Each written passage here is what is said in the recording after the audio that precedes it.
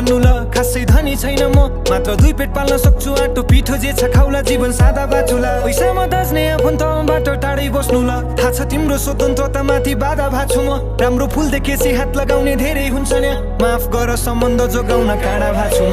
तिमी कामले थाक्न सक्छु मैले मालिस गर्नलाई। छैन समाजको नजरमा मलाई मर्द बन्नलाई। मलाई गाह्रो पर्दा अङ्गालोमा बेरी दिए पुग्छ। पर्दैन नि भोकै भोकै तिमी व्रत बस्नलाई। तिमी रिसले आगो हुँदा पानी बन्छु म। भोलि नातिलाई सुनाउँदा कथा रानी बन्नु ल। कहिले काहीँ कामले थाक्दा थोरै रक्सी पिउँछु म।